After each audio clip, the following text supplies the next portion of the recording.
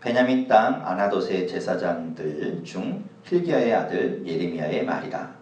아몬의 아들 유다 왕 요시야가 다스린 지 13년에 여호와의 말씀이 예레미야에게 임하였고, 요시야의 아들 유다의 왕 여호야김 시대부터 요시야의 아들 유다의 왕 시드기야의 11년 말까지 곧 5월에 예루살렘이 사로잡혀 가기까지 임하니라.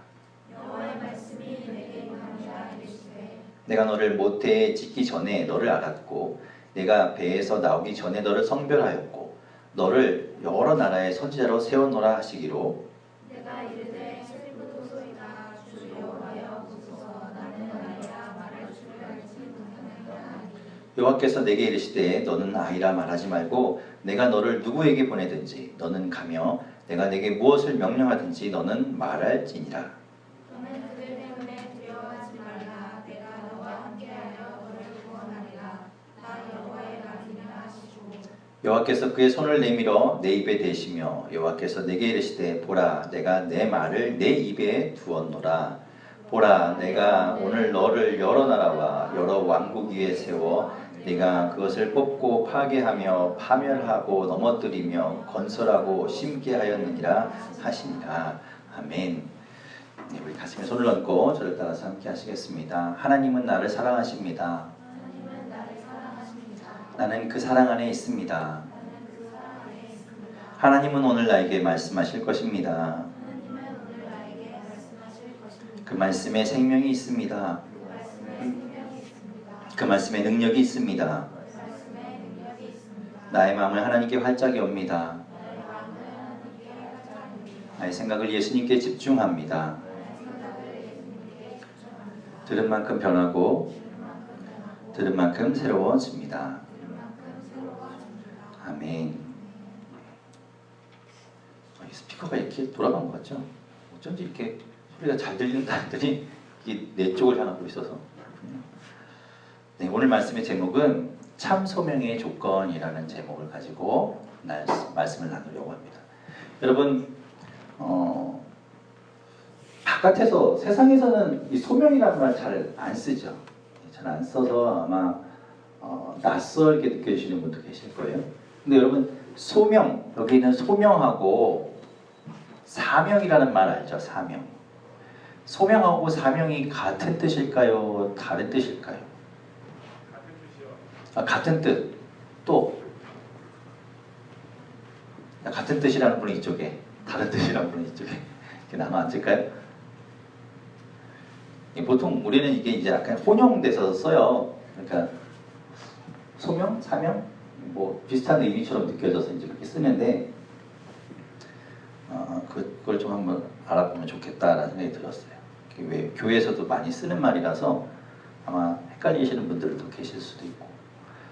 자, 소명이라는 말이 무슨 말인가? 소명. 이게 한자로는 뭐냐면 이렇게 쓰는 이렇게 부를 소자에 목숨 명자입니다. 부른다. 이 소명이 이제 그런 뜻을 갖고 있는데 사전적인 의미가 이래요. 제가 적어놨는데 무슨 사전에 찾아보면 이렇게 써 있습니다. 임금이 신하를 부르는 명령. 그리고 또 거기 기독교라고 되어 있고 이렇게 되어 있어요. 사람이 하나님의 일을 하도록 하나님의 부르심을 받는 일이라고 이렇게 뜻이 나와 있어요. 그러니까 쉽게 얘기하면 한마디로 딱 정의하면 뭐냐면 부름이라는 뜻이에요. 부름. 그래서 영어로는 calling이라고 얘기하죠. 불렀다라고 이야기해요. 그게 이제 소명이에요. 그다음에 사명은 뭔가? 사명도 써주면 이렇게 사자 써갖고 똑같은 명자 쓰는 거예요. 그 사자는 뭐냐면 보낼 사자입니다. 아까 소명은 부른다는 뜻이었고 이 사명은 보낸다는 뜻이에요. 좀 다르죠. 사명의 사전적인 의미도 보니까 이렇게 돼 있어요. 맡겨진 임무, 사신이나 사절이 받은 명령. 그러니까 이렇게 갈 때 어떤 명령을 받고 가는 뭐 그런 거 이미지가 떠오르죠. 그러니까 아까 소명이라는 말은 쉽게 우리말로 하면 부름이라고 한다면 사명은 보냄이라고 할 수 있을 거예요. 영어로 하면 미션이죠. 미션. 가는 거. 그러니까 임무를 띄고 가는 거. 좀 구분이 되시나요? 좀 이해가 되세요? 소명은 부르고 사명은 보내고, 이렇게 불러서 보내고, 그러니까 소명, 사명 이렇게 되는 거예요. 얘기가. 인터넷에 찾아보다 보니까 이렇게 이제 이야기하신 분이 있는데 그게 되게 공감이 되었어요. 그걸 구분을 어떻게 했냐면 의지의 주체, 누구에게 의지가 있는가를 가지고 소명과 사명을 좀 구분해 놓으신 분이 있더라고요. 뭐라고 얘기했냐면 누구의 의지인가가 중요한데 소명은 부르는 쪽의 의지라는 거예요. 아까 임금이 신하를 부르잖아요. 부르는 걸 소명이라고 하서 했는데 누가 부르는가? 왕이 부르는 거예요. 왕이. 그러니까 받는 사람은 신하가 받긴 하는데 그 부르는 쪽이 그 의지가 누구에게 있냐면 왕 쪽에 있는 거예요. 그러니까 소명을 받았다라고 하면 받은 쪽에 의지가 있는 게 아니라 소명을 준 쪽에 의지가 있는 거죠. 그런 의미가 있어요. 예를 들어서 이런 거예요. 여러분이 이제 휴일에 방에서 침대에 누워서 뒹굴뒹굴 하면서 유튜브를 열심히 보고 있었어요. 여러분은 어떤 유튜브를 보시나요? 저는 그 벤츠인가요? 뭐 그 류의 유튜브도 좋아하고 좀 게임 유튜브도 좋아하는데 어쨌든 막 그런 거 막 보고 있어요. 보고 있는데 엄마가 밖에서 막 부르시는 거예요. 다급하게. 얘 빨리 와서 이거 좀 잡아줘. 빨리 와 빨리 와 막 이렇게 부르시는 거죠. 누가 급한가요? 나는 안 급해. 나는 여유가 있어요. 급한 건 엄마 쪽이 급한 거죠. 다급하게 엄마가 부르는 거예요. 그 의지의 주체가 누구 쪽에 있는가 하면 엄마 쪽에 있는 거죠. 그렇다면 이제 사명은 무언가 하면 사명은 받는 쪽에 의지가 있습니다. 일종의 책임감이 되는 거예요. 사명이라는 걸 일단 받으면 그게 이제 내 책임이 되는 거죠. 주전 490년에 아테네하고 페르시아하고 마라토스라는 풀이 자라있는 평원에서 전쟁을 벌였습니다. 여러분 잘 아는 거죠. 그래서 그 평원에서 전투를 벌였는데 아테네 쪽 전사자가 192명, 반면에 페르시아 쪽 전사자가 몇 명이었냐면 6,400명이에요. 누가 이겼나요? 아테네가 이긴 거죠. 이쪽은 192명, 저쪽은 6,400명이니까 완전 깨진 거잖아요. 그러니까 아테네 쪽이 이긴 거예요. 그래서 그 이겼다는 승전보를 아테네 도시 그 수도로 전하기 위해서 누가 가는가 하면 페이디 피레스라는 전령이 그 승전보를 가지고 아테네까지 달려갑니다. 그게 이제 여러분 잘 아는 것처럼 마라톤의 유래가 되었다라는 거죠. 그래서 거기까지 거리가 뭐 42.195km, 그죠? 영서가 그 완주했다고 그러는데 그게 이제 그때 생겼다는 이야기예요. 그래서 그가 아테네에 도착해서 마지막으로 숨이 꼴딱꼴딱 넘어가서 한 말이 이렇게 써있는데 네니 케카멘, 네니 케카멘, 우리가 이겼다. 그래서 죽었답니다. 그렇게 그런 얘기 전해져요. 누가 전령이 이제 그 소식을 가지고 가는데 누구에게 의지가 있는가? 그의 의지가 있는 거예요. 그가 치지 않고 죽을 만큼 도착해서 얼마나 힘들었으면 죽었겠어요. 그러니까 가다가 미련하지 좀 쉬어도 될 텐데 가서 숨 좀 돌리고 주막에 가서 좀 쉬었다가 이렇게 가도 될 건데 쉬지 않고 가서 거기 달려가서 그 소식을 전하고 거기서 목숨을 다하는 거죠. 뭐 그런 것처럼 그의 의지에 달려 있다는 거예요. 자, 그래서 이제 그런 것들을 생각해 보다 보니까 제가 또 다른 생각이 들었어요. 소명과 사명이 어떻게 다를까? 선택의 여지로 구분할 수 있지 않을까라는 생각이 됐습니다.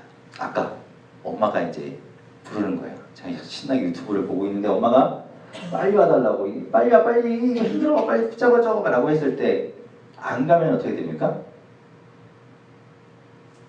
안 가면 뭐 나중에 등짝 스매싱 한 대 맞겠죠. 근데 엄마가 안 간다고 해서 뭔가를 하고 있다가 못하는 건 아니잖아요. 뭐 또 다른 방법을 찾겠지.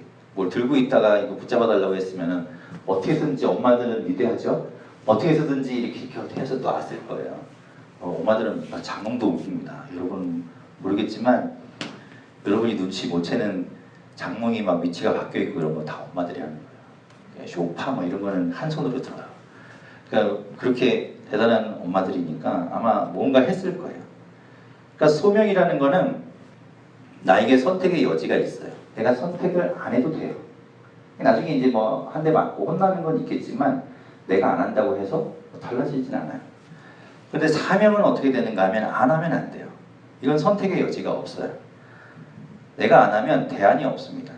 아까 그 이름도 이상해서 페이디피데스라는 이 전령이 승전보를 가지고 갔으니까 망정이지, 만약에 아테네가 패했다, 그래서 페르시아가 이제 아테네 이 수도까지 진격해 들어온다라는 그 소식을 가지고 가야 된다고 한다면 그 소식이 안전하면 어떻게 될까요? 승전보야 가다가 잠깐 쉴 수도 있겠지. 이 사람은 좀 너무 기쁜 나머지 막 쉬지 않고 달려가서 죽었지만, 가다가 뭐 쉬고 뭐 땀 좀 닦고 뭐 그렇게 해서 쉬다가 가서 전할 수 있었지만, 만약에 지금 페르시아가 물밀듯 밀고 들어와서 아테네 목전까지 지금 치고 들어가고 있다는 소식을 전하려고 빨리 대피를 하든지 대비를 하라고 이야기하려고 한다면, 이 사람이 안 가면 어떻게 됩니까? 다 죽는 거예요. 그래서 이 사람이 꼭 가야 되는 거예요. 그러니까 이 두 단어의 차이가 좀 느껴지나요? 이 소명은 부르는 쪽에 의지가 있고요. 그리고 내가 선택 안 할 수도 있어요. 그 뒤에 따라오는 거야 뭐 그렇고. 그런데 사명은 좀 달라요. 사명은 내 쪽에 의지가 있어요. 그리고 일단 받은 이상 그것이 나의 책임감이 되어서 반드시 해야 되는 게 사명입니다. 오늘은 제목에서도 보듯이 참 소명의 조건, 하나님께서 누굴 부르시는가 하면 예레미야라는 선지자를 부르시는 이야기가 오늘 본문에 나옵니다. 오늘 본문 1절부터 3절까지 한번 읽어볼게요. 하나님께서 누구를 부르시는가 나와 있습니다. 1절부터 3절 같이 한번 읽어볼게요. 시작. 베냐민 땅 아나돗의 제사장들 중 힐기야의 아들 예레미야의 말이라. 아몬의 아들 유다왕 요시야가 다스린 지 13년에 여호와의 말씀이 예레미야에게 임하였고, 요시야의 아들 유다의 왕 여호야김 시대부터 요시야의 아들 유다의 왕 시드기야의 11년 말까지 곧 5월에 예루살렘이 사로잡혀 가기까지 임하니라. 1절에 보면 뭐라고 되어 있냐면 베냐민 땅 아나돗의 제사장, 그러니까 제사장 가문에 그 중에 힐기야라는 사람이 있는데 그의 아들이 누군가면 예레미야였던 거예요. 그를 하나님께서 뭘로 부르시냐 하면 선지자로 부르십니다. 여러분, 제사장과 선지자는 달라요. 제사장은 예배, 그러니까 제사를 섬기는, 그래서 제물을 이렇게 드리는 그런 거 있잖아요. 레위기에 보면 막 각두고 뭐 이런 거 나올 때 그거 막 태워서 이렇게 하고 막 피 갖다 뿌리고 이런 게 제사장이에요. 그런 거 했던 사람들이. 그러니까 예배를 주도하고 그걸 섬겼던 사람들이 제사장이죠. 그거는 레위 지파 중에서도 제사장들이 이렇게 돌아가면서 했어요. 그 가문에 태어난 사람이 예레미야예요. 예레미야는 가만히 있으면 뭐가 돼요? 제사장이 되는 거예요. 제사장은 대물림이 돼요. 그건 다른 사람이 할 수 있는 것이 아니라 그 레위 지파 중 거기에 제사장 그 가문은 계속해서 제사장이 되는 거예요. 자, 그런데 제사장을 해야 되는 사람인데, 제사를 집례해야 하는, 예배를 그러니까 집도해야 되는 사람인데 하나님이 뭘로 부르시는가 하면 선지자로 부르시는 거예요. 선지자는 어떤 사람인가 하면 하나님의 말씀을 전하는 사람입니다. 하나님의 말씀을 선포하는 사람이에요. 그래서 뒤에 우리가 지금 보고 있는 예레미야, 그 앞에 있는 이사야, 뭐 에스겔, 뒤로 가면 쭉 있는 이 선지자들 다 하나님의 말씀을 전했던 사람이에요. 이스라엘 백성들한테 가서 너희 하나님이 이런 이야기를 하셨어. 너희 똑바로 안 살면, 너희 우상 섬기는 거 그만두지 않으면 하나님께서 벌 주실 거야. 너에게 이렇게 하실 거야 라는 거를 하나님의 말씀 막 선포하죠. 그런 말씀을 선포하는 사람들이 선지자인데, 이 하나님께서 제사장이 될 예레미야를 불러서 선지자를 시키는 거예요. 무슨 얘기인가 하면 이건 출신 성분이 중요하지 않다는 겁니다. 하나님이 쓰시기로 하면 얼마든지 바뀔 수 있다는 거예요. 원래 제사장인데 하나님이 쓰시고자 하면 제사장을 쏙 뽑아서 선지자로 쓰시는 거예요. 그 뒤에 이제 나오게 되는 아모스라는 선지자가 있어요. 여러분 성경책에 보면 되게 짧아요. 이렇게 약자로 되어 있는 한 글자 되어 있는 거에 보면 암이라고 되어 있는 게 아모스거든요. 되게 짧은 거기에 나오는 선지자인데, 이 선지자는 원래 뭐 하는 사람이었냐면 양치는 목자였습니다. 근데 양치는 목자였는데 거기 보면 그런 얘기 들어요. 뽕나무 열매를 따던 뭐 그런 사람이었는데 하나님께서 부르셔요. 그리고 선지자로 삼는 거예요. 여러분 잘 아는 다윗. 다윗은 뭐 하던 사람이에요? 다윗도 양치는 목동이었어요. 그런데 하나님께서 불러서 왕으로 세우십니다. 내 환경, 내 조건, 내 출신 중요하지 않아요. 하나님이 부르시면 갖다 놓는 곳에 쓰임 받는 겁니다. 여러분이 지금은 어떤 상황으로 살아왔는지 모르겠어요. 여러분 자신을 제한하지 마십시오. 내가 여기서 파주 여기서 살았으니까, 아니면 나는 이것밖에 못 해봤으니까, 난 배운 게 이거밖에 없으니까, 난 기술이 없으니까, 난 사람들과 관계를 잘 못하니까, 난 말을 잘 못하니까.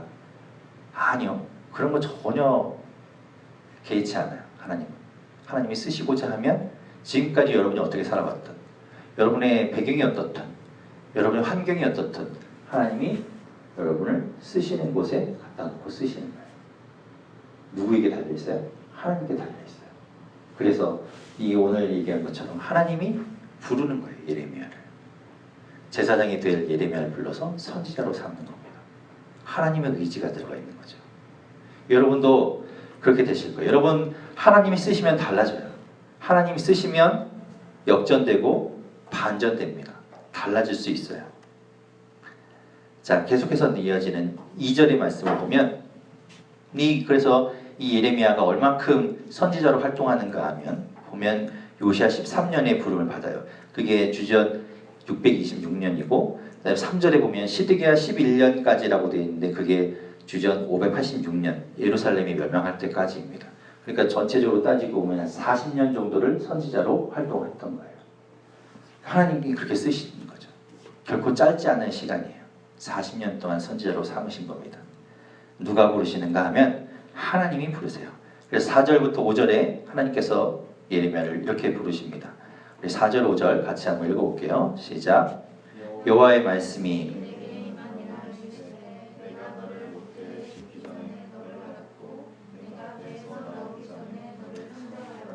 너를 여러 나라의 선지자로 세워놓으라 하시기로.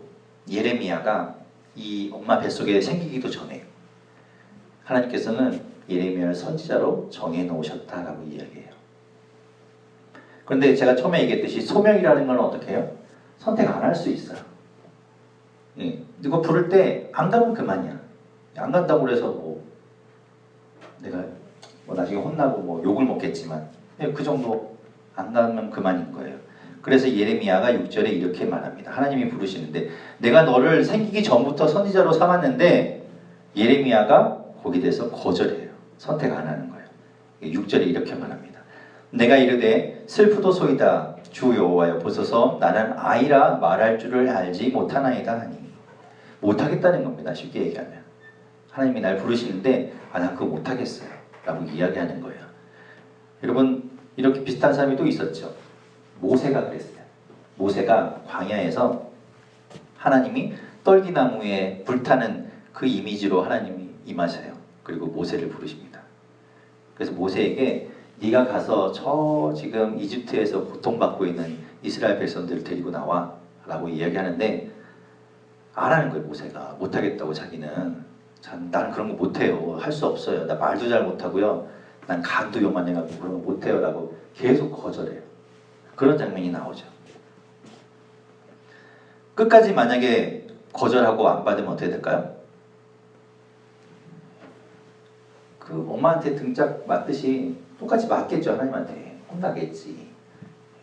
그런데 하나님이 내가 만약에 그 일을 안 이루잖아요. 모세가 만약에 결국 진짜 하나님의 그 부르심에 응답하지 않았다면, 예레미야가 하나님께서 너를 뱃속에 생기기 전부터 이 선지자로 삼았어라고 했는데 나 싫어요 라고 했다 그러면 끝까지 어떻게 됐을까? 하나님이 역사를 못 이뤘을까? 아니요. 하나님은 다른 사람을 통해서 일하셨을 거예요. 하나님은 내가 안 하면 다른 사람 통해서 일하세요. 하나님이 내가 안 한다고 해서 올스톱되어 있는 게 아니에요. 하나님이 역사하시거든요. 거절하는 사람이 기회를 걷어차는 거예요. 어떤 기회인가 하면 하나님의 역사를 이룰 기회를 놓치는 거죠. 하나님의 은혜를 경험할 기회를 놓치는 거예요. 하나님과 함께 할 수 있는 기회를 포기하는 거예요. 결국 누가 손해? 내가 손해보고 있는 거죠. 내가 선택했기 때문에 그 책임을 따르는 거죠. 아마 여러분 이런 생각할 수도 있을 거예요. 아무리 그런 얘기를 해도 나는 능력도 안 되고 그 다음에 뭘 어떻게 해야 될지 모르는데 어떻게 하라는 거냐? 여러분 걱정하지 마십시오. 하나님이 하실 겁니다. 하나님이 역사하시는 거예요. 이것이 진짜 하나님의 신비입니다. 놀라운 일이에요. 하나님께서 부르세요. 그리고 그 부르심에 응답하고 받아들이면 그 다음에 어떻게 하시는가 하면 하나님이 하십니다. 그게 오늘 7절부터 10절까지 말씀이에요. 하나님이 예레미야를 부르세요. 그리고 예레미야가 하나님 말씀에 응답하죠. 그 다음에 누가 하는가 하면 하나님이 하세요. 7절부터 10절까지 같이 한번 읽어볼게요. 자, 이렇게 하나님께서 역사하실 거라고 이야기하십니다. 자, 7절부터 10절 읽겠습니다. 시작. 여호와께서 내게 이르시되 너는 아이라 말하지 말고 내가 너를 누구에게 보내든지 너는 가며 내가 내게 무엇을 명령하든지 너는 말할지니라. 너는 그들 때문에 두려워하지 말라. 내가 너와 함께하여 너를 구원하리라. 나 여호와의 말이니라 하시고 여호와께서 그의 손을 내밀어 내 입에 대시며 여호와께서 내게 이르시되 보라 내가 내 말을 내 입에 두었노라. 보라 내가 오늘 너를 여러 나라와 여러 왕국 위에 세워 네가 그것을 뽑고 파괴하며 파멸하고 넘어뜨리며 건설하고 심게 하였느니라 하시니라. 아멘. 여러분 삶에서 하나님께서 이렇게 일하시기를 축원합니다. 여러분 아마 여러분 때는 그런 걸 못 봤을 수도 있어요. 여러분 프라모델이라는 거 알아요? 프라모델? 이렇게 장난감인데 레고 같은 거 말고 레고는 이렇게 탁탁탁탁 이렇게 하는 거잖아요. 그런데 그런 거 말고 로봇 같은 거나 아니면 자동차, 비행기, 배 이런 거 만드는데 이렇게 아주 뭐 섬세한 게 이렇게 만들어져서 그걸 이렇게 붙이기도 하고 조립하면 나중에 하나의 완성품이 되는 거 있어요. 아마 여러분은 잘 안 해봤을 텐데 그런 게 있어요. 제가 제 아들이 있는데 제 아들이 어릴 때 그런 거를 한번 제가 어렸을 땐 그런 거 갖고 놀았거든요. 그래서 그거를 해주고 싶었던 거예요. 여러분 그게 잘 구하기도 힘들어요. 요즘 마트 가도 아마 레고류의 그 장난감들이 쭉 진열돼 있고 한쪽 구석에 아마 있을 거예요. 찾기도 힘든. 그래서 그걸 이제 사서 아들과 같이 이제 그걸 조립하고 싶었어요. 그래서 아들한테 그런 추억을 경험해주고 싶었던 거죠. 그래서 이제 샀어요. 그랜저 이런 걸 사갖고 예준아 이거 아빠랑 이거 조립하자. 이거 되게 재밌는 거야. 아들 되게 시큰둥해요. 나만 재밌지. 걔는 그런 걸 해본 적도 없거든요. 그게 뭔데 뭐 이런 이거 이렇게 나중에 지금 이렇게 열어보면 거기에 막 이렇게 조그만 부품들이 막 있어요. 이걸 나중에 조립하면 사진에 있는 것처럼 자동차가 되는 거야. 신기하지. 우리 이거 한번 해보자. 근데 마지못해서 이제 그 아들이 반응하죠. 그래서 같이 맞추는 거예요. 같이 맞추면 그걸 누가 다 할까요? 제가 다 해요. 걔가 뭘 할 줄 알겠어요. 그냥 같이 하자 그래서 같이 막 펼쳐놓고 설명서를 보곤 하지만 걔는 그걸 이해도 못하고 뭐 할 줄도 모르고 그걸 누가 다 해요. 제가 다 그걸 하나하나 조립해서 맞춰서 나중에 결국 완성품이 딱 만들어지죠. 완성품 만들어 오고 나서 봐 아빠가 이거 만들었어 멋지지? 이럴까요? 아니 와 예준아 이거 봐 우리 같이 이거 만들었어 야 너 대단하다. 아빠의 마음이 그렇거든요. 하나님의 마음이 그런 거예요. 여러분을 불러요. 얘들아 너 세상 가운데 이렇게 살아가는 거 그냥 그렇게 예수님 모르고 살아가지 말고 내가 너를 부를 테니까 너도 이제 그리스도인 되어서 세상에 우리 같이 살아가자. 이렇게 불렀을 때 거기에 응답하는 거예요. 아멘. 그리고 응답하고 여러분이 나아가면 그 다음부터 누가 하시는가 하면 하나님이 하세요. 여러분에게 능력 주고 예레미야 통해서 보는 것처럼 예레미야가 저 말도 잘 못해요. 저 능력도 없어요. 하나님 저를 선지자로 세운다고요? 저 그런 거 못해요. 그런데 순종하잖아요. 하나님이 그 입술에 말 넣어주시고 하나님이 능력 주시고 하나님이 다 한다는 거예요. 그리고 그 모든 그거를 다 하나님이 독차지하는 게 아니라 예레미야 네가 했네 잘했다. 하나님 그렇게 하시는 거죠. 여러분 그 신비가 여러분도 누리는 그 여러분 되기를 바래요. 하나님의 마음이 그래요. 우리를 불렀어요. 예레미야를 불렀던 것처럼 여러분도 부른 거예요. 그러니까 여러분 여기 앉아 있는 거예요. 여러분 스스로 돌을 닦듯이 내가 하나님을 막 하나님이라는 분이 있나 보다. 예수님을 믿으면 구원받는가 보다 라고 해서 여러분 혼자 득도하듯이 깨달아서 여기 앉아 있는 게 아니라 하나님이 여러분을 부르신 거예요. 그래서 여기 지금 그리스도인으로 예배드리며 앉아 있는 거거든요. 하나님이 여러분을 부르셨고 여러분이 거기에 응답했어요. 그럼 이제 하나님께서 아까 처음에 얘기할 때 소명 다음에 부른 다음에 보내죠. 소명이 사명으로 이어져요. 여러분을 불렀으면 그 다음에 여러분에게 사명을 줍니다. 그 사명은 무엇인가 하면 세상 가운데 그리스도인으로 살아가는 거예요. 여러분이 속해 있는 그 공동체에, 학교에, 직장에, 여러분 가정에 이제 여러분이 가서 그리스도인 된 모습으로 살아가는 거예요. 그걸 위해서 여러분 부른 겁니다. 여러분 잘 안 될 수 있죠. 그런데 여러분이 하나님을 의지하면 하나님께서 여러분에게 능력 주셔서 감당할 수 있게 되는 거예요. 그리고 우리가 지금 태신자 작정하고 사랑나눔 축제를 준비하잖아요. 태신자 작정이 아까 제가 얘기한 것처럼 여러분 주변에 친한 친구 가운데, 가족 가운데 안 믿는 사람 이름 적고 기도하는 거예요. 내가 못해요. 내가 그 사람들 다 어떻게 여기 교회로 데리고 와요. 하나님이 하실 거예요. 여러분이 기도하면. 그 일에 여러분을 부르는 겁니다. 여러분 하나님의 부르심에 응답하고 그 사명 가지고 세상 가운데 날아가서 하나님과 함께 승리하는 여러분 되기를 바랍니다. 우리를 부르신 그 소명에 반응하고 그 주시는 사명을 이루면서 살아가는 저와 여러분 되기를 바랍니다.